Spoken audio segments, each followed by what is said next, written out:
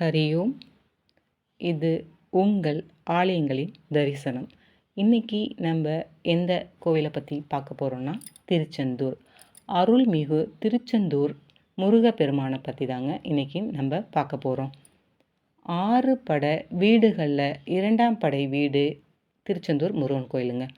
திருச்செந்தூர் முருகன் கோவில் பல யுகங்களாக இருக்குதுன்னு சொல்லப்படுதுங்க.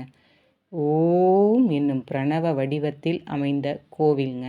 சக்தி வாய்ந்த குரு பரிகார ஸ்தலம் திருச்செந்தூர் முருகன் கோயிலுங்க. முருகப்பெருமானுக்கும் சூரனுக்கும் யுத்தம் நடந்த இடம் திருச்செந்தூர்.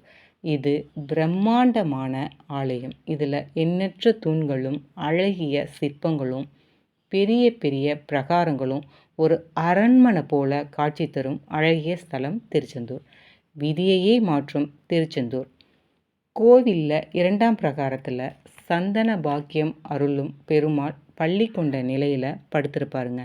அவரை உத்து கவனிச்சா பெருமாள் படுத்தபடி இருப்பது ஒரு மலைப்பாறை என்பது நல்லா விளங்குங்க. திருச்செந்தூர் முருகப்பெருமான் மட்டுமே சிறிய குன்றின் மீதும் அதே சமயம் கடற்கரை அருகில் இருப்பதும் நம்மளுக்கு புரியுங்க.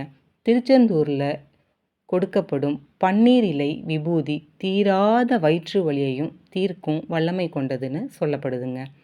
தலையெழுத்தையே மாற்றும் திருச்செந்தூர் முருகப்பெருமான் ஒரு அற்புதமான ஆலயங்க. அனைவரும் திருச்செந்தூருக்கு வாங்க, முருகன் அருள் பெறுங்க.